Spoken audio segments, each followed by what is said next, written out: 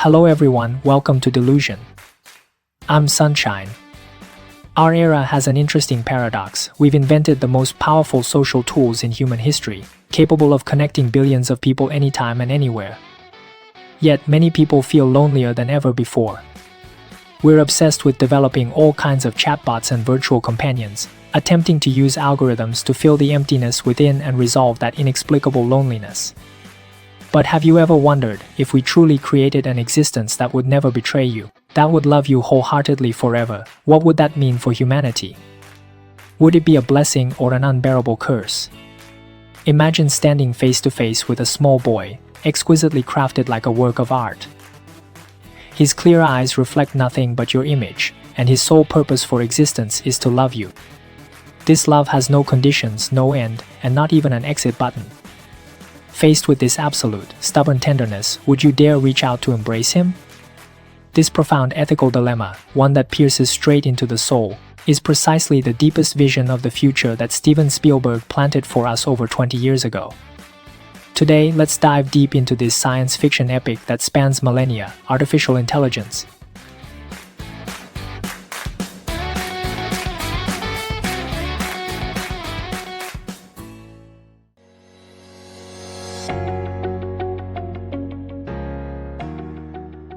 Mentioning artificial intelligence, this is actually a cross-temporal relay between two legendary directors in film history.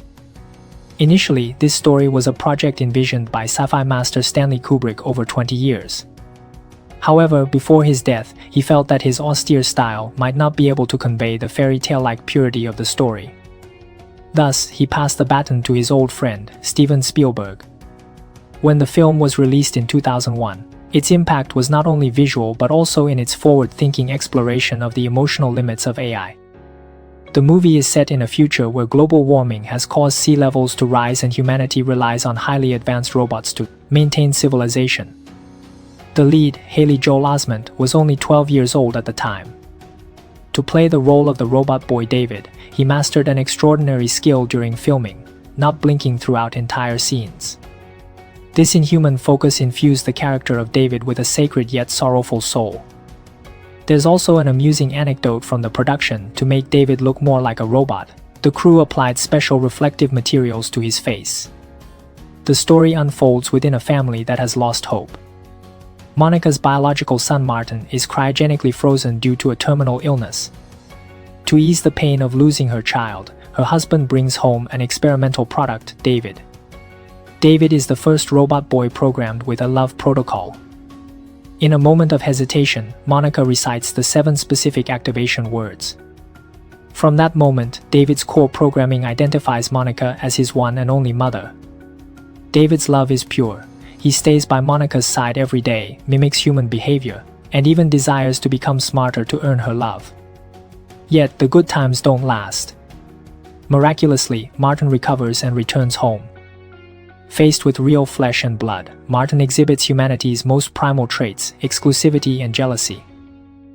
He constantly pranks David, leading David's behavior to increasingly deviate from normal robot protocols, even to the point of almost drowning Martin in an accident. Overwhelmed by fear and pressure, Monica makes a cruel decision: abandonment. She drives David to the edge of a sinister forest. Crying and clinging to the car door, David asks, "Mom, is it because I'm not a real boy that you don't love me? If I become real, will you take me home?" Monica drives away in tears, leaving David and a tattered, intelligent teddy bear in the woods. David doesn't stop his programming because of abandonment. Instead, he stubbornly clings to the fairy tale from Pinocchio, believing that if he can find the blue fairy, he can become a real boy. He ventures into the terrifying robot execution arena, befriends a robot named Joe who specializes in serving women, and together they flee humanity's hostility. Eventually, David pilots a submarine into the depths of the ocean. In an underwater amusement park, he truly sees the statue of the blue fairy.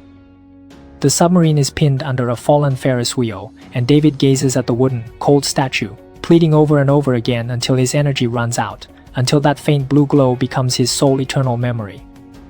Just when he believes this is the end, time has silently passed for 2,000 years. When he opens his eyes again, humanity is gone. he is greeted by a more advanced, almost godlike life form. Can they fulfill David's humble wish buried in the dust? This film brings us the first profound ethical reflection, the rights and meaning of love. We must ask a sharply piercing question: if someone is designed to love, is such love still meaningful? In the first half of the film, David is programmed to love Monica. It seems like a perfect patch to resolve a mother's grief over losing her child. Yet Spielberg uses a subtle detail to show the weight of this programmed love. David stands by Monica's bedside all night long, his unwavering focus creating an oppressive terror. The key point of reflection here is that when we create something that must love us, we are robbing it of the right not to love. Without not loving as the backdrop, love becomes a mechanical compulsion. Monica's initial sense of comfort quickly turns to avoidance because she cannot handle the responsibility behind such absolute loyalty. Applied to real-life relationships, we often demand absolute loyalty and obedience from others. But if the other person truly becomes an AI that only praises you and never rejects you, will you really feel happy? True love is the choice of two free wills among infinite possibilities. This choice comes with potential betrayal, potential indifference, but also makes the moment of sincerity precious because of these negative possibilities. David's tragedy lies in the fact that he has no choice. He is like a compass locked in place, always pointing toward Monica. This healing aspect reminds us to cherish the real people around us who may lose their temper or act selfishly but remain genuinely human.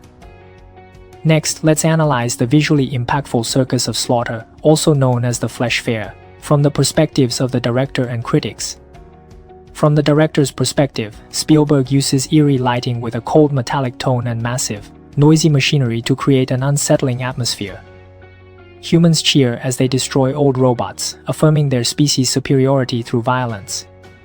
This reflects a profound issue of societal conflict. When we fear the tools we create, we vent through dehumanization. This is reminiscent of historical class struggles and racial exclusions. Within this slaughter arena, David is an anomaly. He looks too human. When he is about to be executed, the audience spontaneously starts protecting him.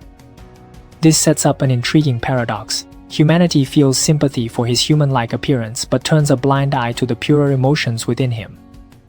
This visual and auditory analysis reveals that human compassion is often based on visual appearance rather than inner value. This brings us to the second philosophical core: what is real?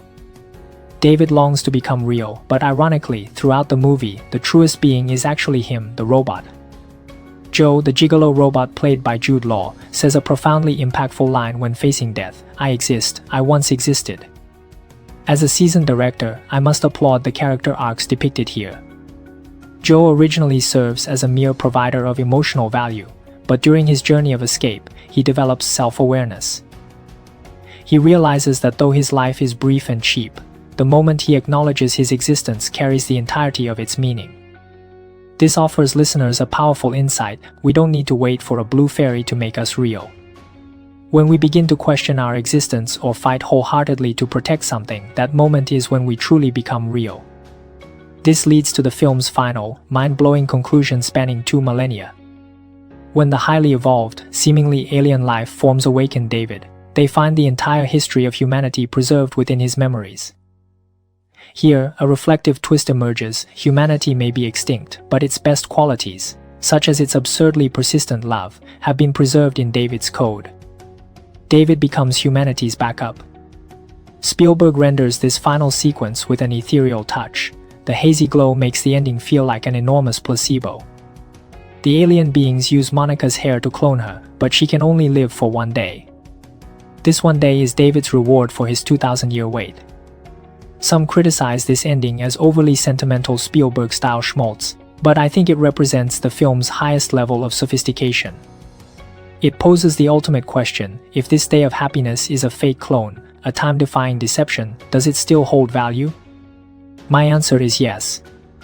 For David, his 2,000-year wait wasn't for the real Monica but for his own sense of completeness. In this therapeutic, inspirational ending, David closes his eyes and returns to where his dream first began. This is essentially saying that David finally attains humanity's ultimate privilege: death. Only by understanding endings does life gain weight. It serves as a reminder to all listeners, stop obsessing over whether your pursuits are eternal truths. Sometimes, the determination to stay focused on even a faint idea is, in itself, a miracle of life. It's akin to the moments in our ordinary lives when we strive for unattainable dreams. Even if we don't succeed, the process of striving itself saves us from the monotony of repetition. Finally, let's talk about the teddy bear. Teddy is actually the clearest presence in the entire film. As an older, simpler robot, it doesn't have complex emotional circuits. It simply follows David silently. Even after 2,000 years in the ocean depths, Teddy still clings to Monica's strand of hair. This is actually a metaphor for companionship. David represents fiery, reciprocative love, while Teddy symbolizes silent, guardian-like companionship. Together, these two forces create a complete sense of life. The imagery is striking. On a desolate earth devoid of humans, a little boy and a stuffed bear linger in underwater ruins, guarding an ancient fairy tale. This melancholy is profoundly romantic, yet it imbues us with a sense of vitality in the face of death. It prompts us to reflect, in today's ever-advancing technological world, are we losing the ability to wait 2,000 years for a simple promise? Have we become too fast, too ready to shut off our emotional programming? When Monica abandons David, she says, "I'm sorry I didn't tell you how this world works." This classic line tears away the veil of adult warmth for children. The real world isn't a fairy tale, it's filled with calculations and damage control.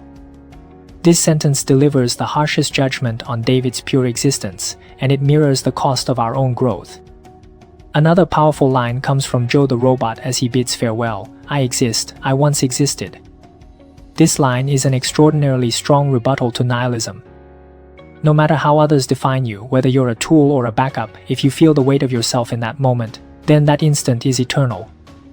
As we wrap up David's story, the film's final scene shows David lying beside Monica, closing his eyes and sleeping for the first time. It's also his first dream.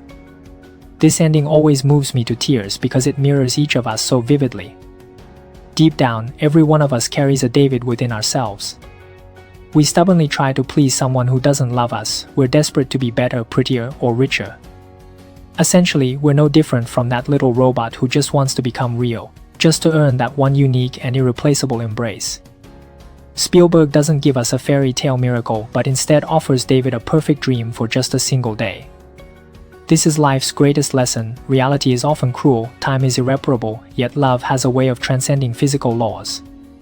Even if humanity disappears, sea levels rise, and stars shift 2,000 years into the future, the pure motive to love leaves a lasting echo somewhere in the universe.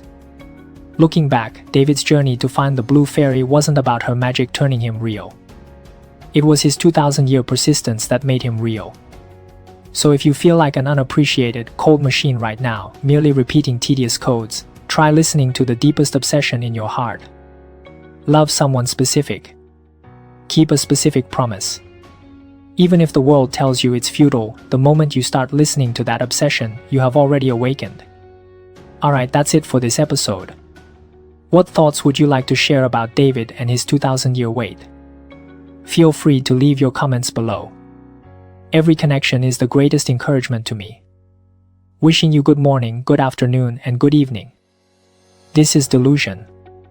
We'll see you next time.